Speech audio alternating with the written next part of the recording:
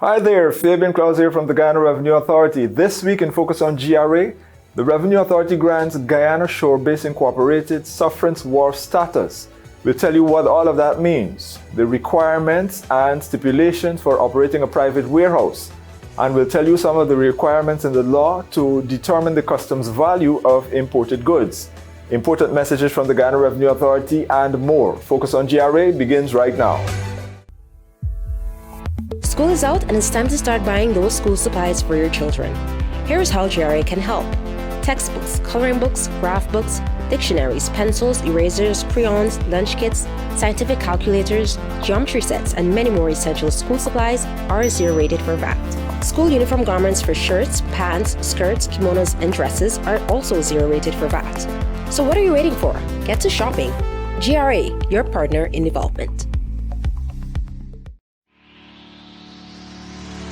The Guyana Revenue Authority is pleased to introduce to you our optimal revenue management system. You don't have to stand in line, file your tax online. At GRA now, it's a fact. You could go online and file your tax. Stay home, don't worry, just relax. Stay safe and file your tax. Save money and time, you don't have to stand in line. Never miss a deadline. At GRA, you can file your tax online. The Optimal Revenue Management System is an improved and user-friendly software that facilitates online services and the management of your tax affairs from your homes or offices. With this powerful and flexible solution, we provide comprehensive and flexible online services, thereby reducing the cost of compliance.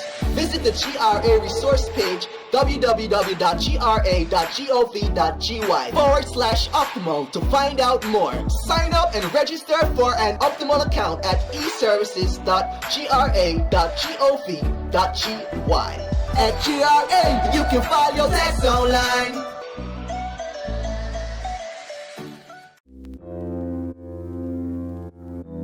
Meet Cindy. Meet Shivani. Cindy is using the old tax software to assist taxpayers, While Shivani is using the new Optimal software, where everything is stored electronically and is easily accessible. Optimal Revenue Management System. Let's get ready for 2021.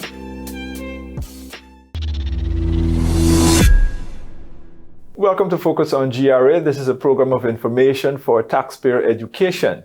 Now, the recent granting of Sufferance Wharf status to the Guyana Shore-Based Incorporated affirms that its operations must comply with the stipulations in the Customs Act, including allowing customs to take full oversight of its operations. Here's more.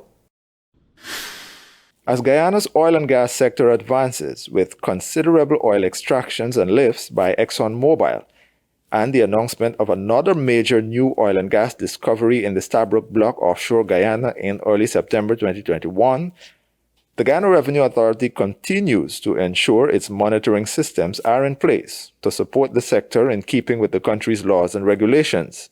Pursuant to the Customs Act, Chapter 8201, the Guyana Revenue Authority has appointed the Guyana Shore-Based Incorporated, GYSBI, owned by Munish Wars Limited, along with the adjoining industrial estate lease from the Guyana Realty Investment Limited on the east bank of Demerara, as a Sufferance Wharf.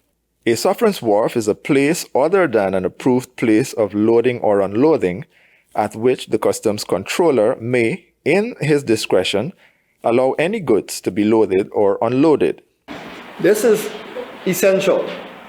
Essential in as far as a monitoring presence. We reserve the right to be fully embedded with the crew and staff of the FPSO so that we can exercise the kind of surveillance that is required and for which the Guyanese public has been clamoring. This is our mandate and it satisfies the requirements of Section 101 of Chapter 8201, the Customs Act. The said section of the Act provides that the owner or occupier of any private warehouse or customs area or transit shed shall provide such officer sanitary and lavatory accommodation and weights, scales, measures, and other facilities for examining, accounting, and securing goods as the customs controller may require.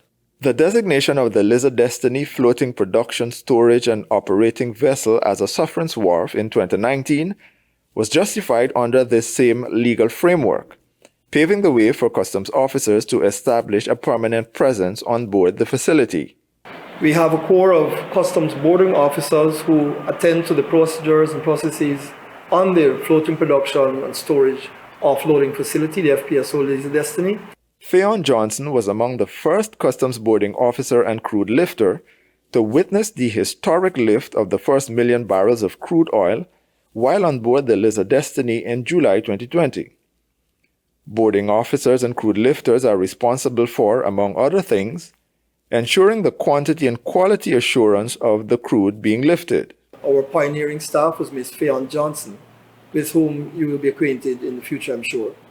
She is a member of a team of lifters, boarding officers, who are required to do volumetric measurements corroboration aboard the FPSO, who shall set themselves the task of ensuring that the measurements are as accurately read and ticketed by a custody transfer meter, that they report on all offshore activities concerning customs clearance, landing of goods, warehousing, and so forth, in tandem with their onshore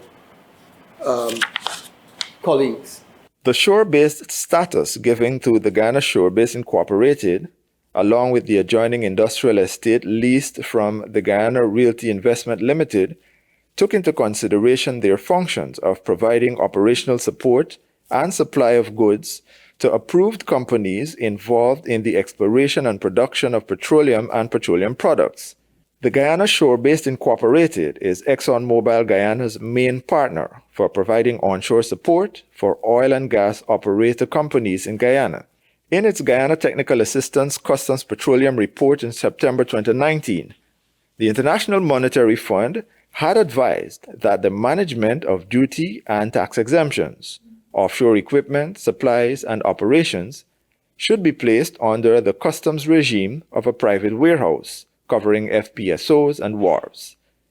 The establishment of Guyana's Customs Petroleum Unit, staffed by specialists in oil lifting and exports, entry processing, classification and import valuation, data analysis and research, and exemptions and inventory monitoring, also follows the advice of the IMF. A petroleum revenue audit unit and a customs petroleum unit, which, though have some symmetries, are distinctly different in terms of their remits. One concerns itself primarily with audits, and the other with the customs functionality that are customary and traditional in customs processing of shipments, transshipments, import, transits, exports. As more shore-based facilities are established and commissioned to provide onshore services to oil and gas companies in Guyana, there is likely to be an equal increase in the number of warehouse facilities at these establishments. So the Revenue Authority takes this opportunity to outline some of the main provisions under the law relating to operating a private warehouse. Here are the details. Once a shore base gains approval by the Guyana Revenue Authority for Sufferance Wharf status, loading and offloading of goods and warehousing on the premises must operate in conformity with customs regulations. The Revenue Authority therefore takes this opportunity to outline some of the main provisions under the law relating to operating a private warehouse. Firstly, application for the establishment and operation of a private warehouse must be made in writing to the Controller of Customs, who, once satisfied, license the facility. Customs Warehousing Manager Ms. Camila Alfonso explains further. Ms. Alfonso now joins me via telephone. So, Ms. Alfonso, tell us what are some of the requirements to be met when someone is applying to establish a warehouse facility? Operating a warehouse requires the permission of the Commissioner General. And you have to state your need for the facility. It's not just anyone who come and say, oh, I want a private warehouse. You have to state your needs. You have to reach certain criteria and conditions to qualify for that.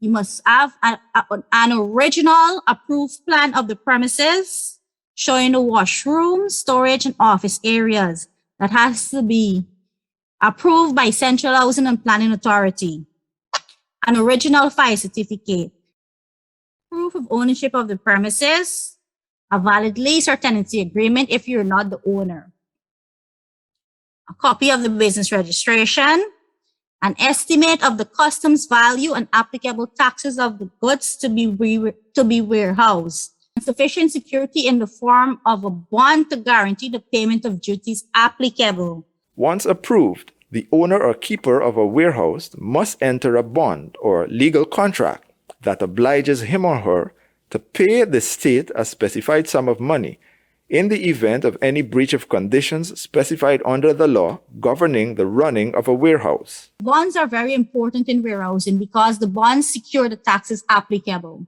You cannot have a warehouse facility without an approved bond.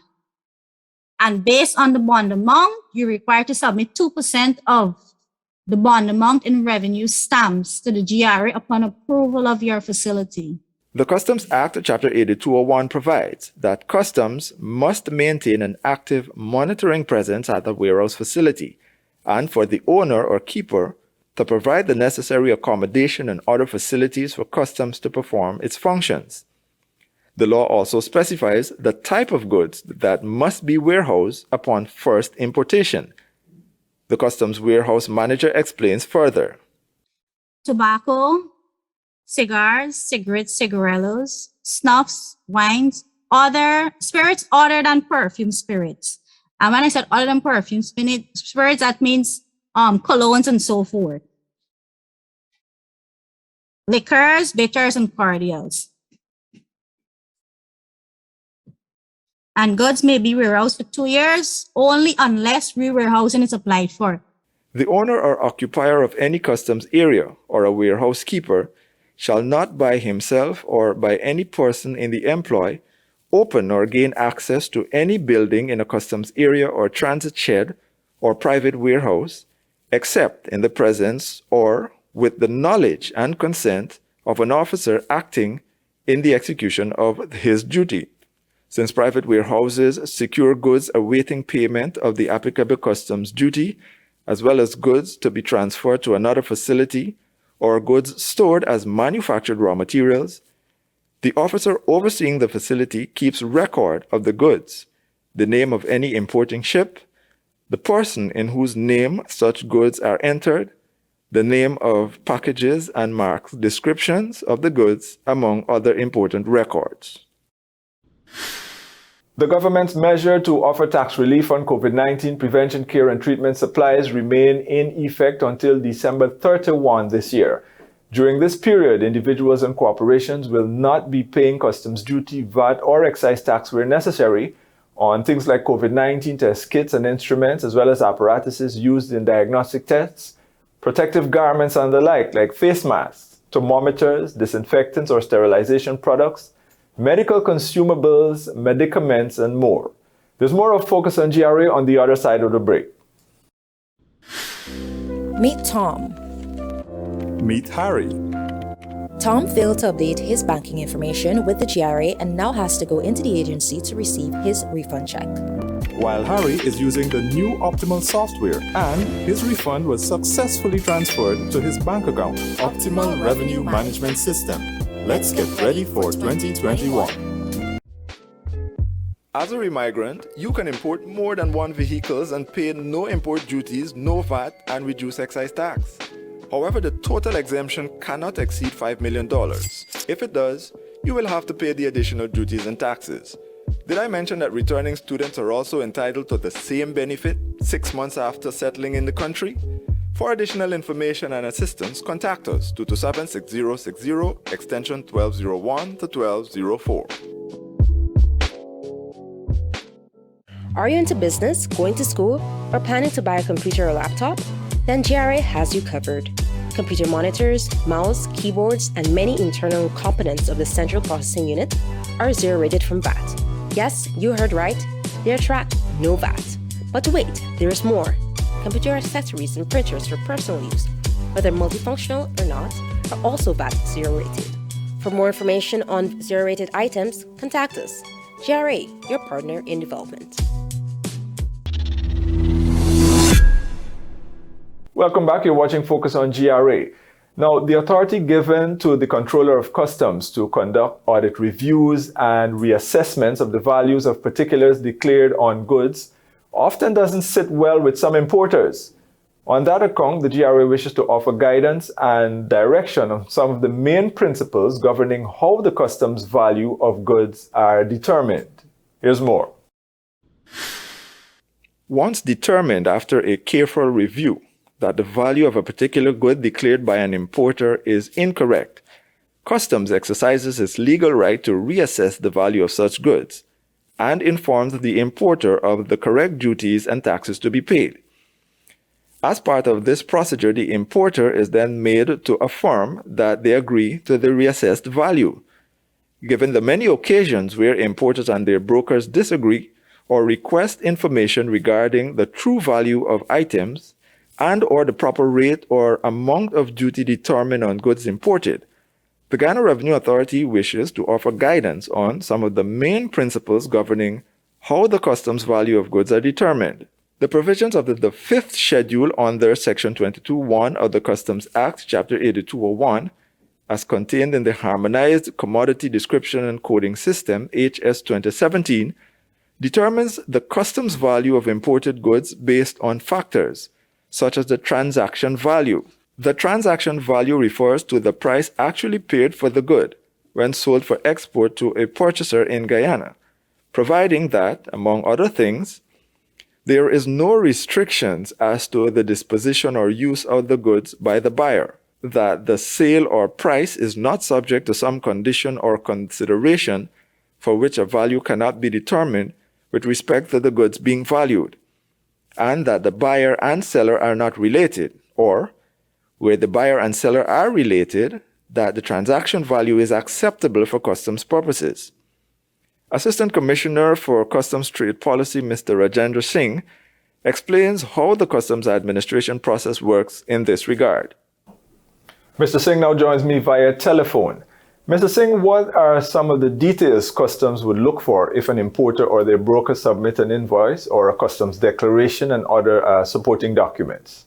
You might have had a client's value an invoice for a consignment of goods.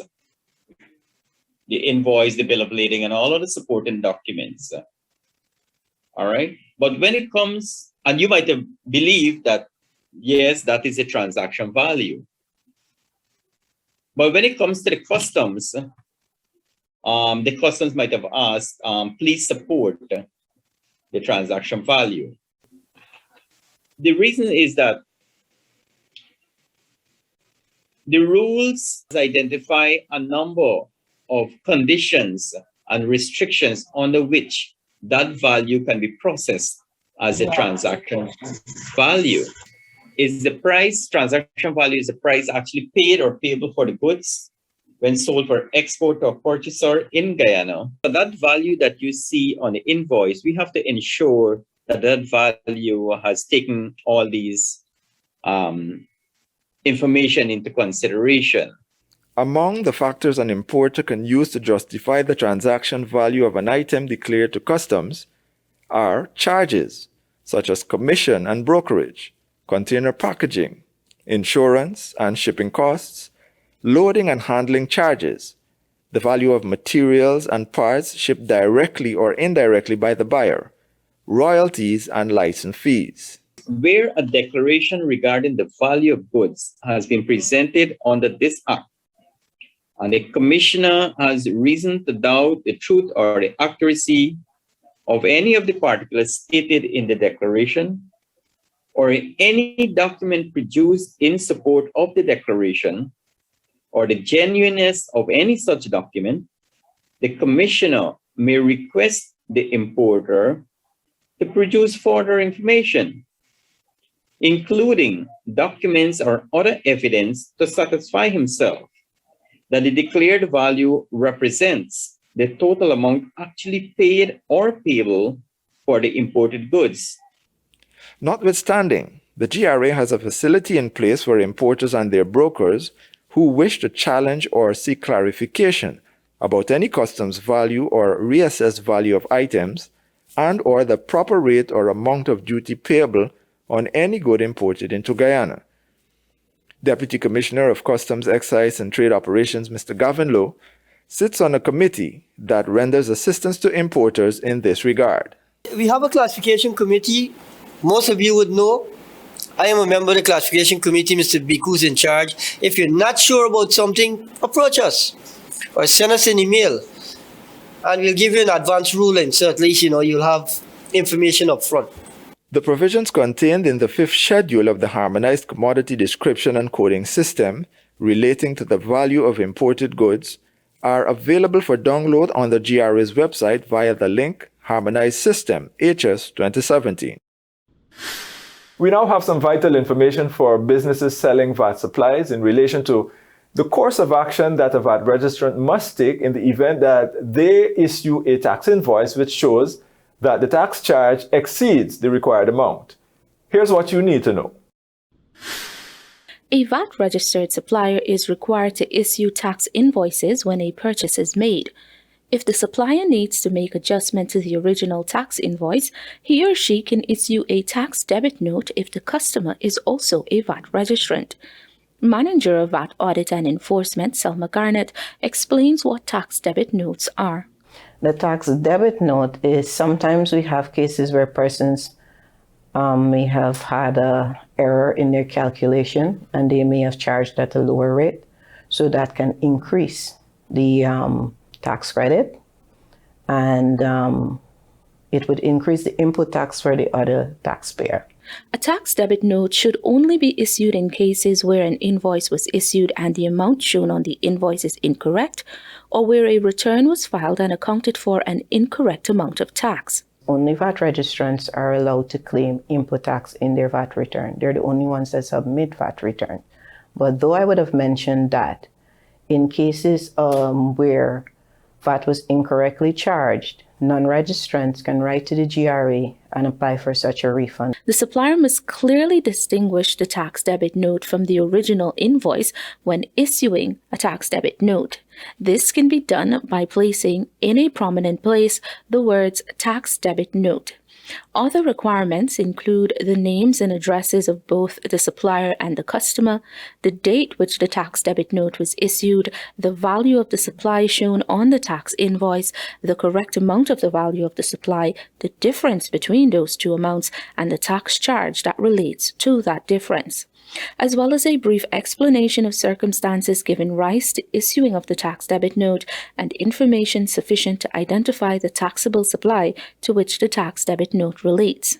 Effectively, a tax debit note increases the amount of output tax for the supplier, while the amount of input tax for the customer also increases. This is in contrast to the tax credit note, which reduces the amount of output tax for the supplier and the input tax for the customer. It is important for the taxpayer to understand the effect that it has on their account as well as their customer's account, and they should be guided by policy number 32 and 28 and sections 29.1 and 29.3. For more information on issuing and maintaining records for tax debit notes, VAT registrants can contact the GRA's Tax Advisory Services. In accordance with Section 11 of the VAT Act No. 10 of 2005, a business is required to register for VAT mandatorily or voluntarily. Mandatory if the taxable activity equals or exceeds the threshold of $50 million during or at the end of the year, and voluntarily if the taxable turnover is below the $15 million threshold. We have your question in focus on the other side of the break. When it comes to healthcare, we all want the best hospitals, the best doctors, and the best treatment. But sometimes the best comes at a heavy cost. Well, the good news is you don't have to worry about VAT on medical, dental, hospital, optical, or paramedical services. There's also no VAT on orthopedic appliances like hearing aids or others that are implanted on the body to compensate for a defect or disability. Sounds like good news to help you feel better for the best. I am Balwan Prasad, driver for the past 10 years. Over the years that I have been driving, I always make sure that I buckle up, I observe the 5C, and most importantly, make sure that I renew my driver's license at least 3 months before the expiration date.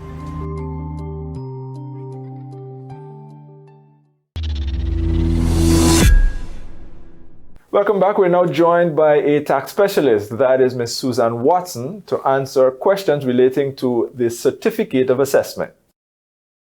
Welcome to the question and answer segment of our program, where we answer the questions you would have asked us during the week. Today we have with us Ms. Susan Watson. She's a tax specialist and she'll be answering some questions on certificates of assessment today.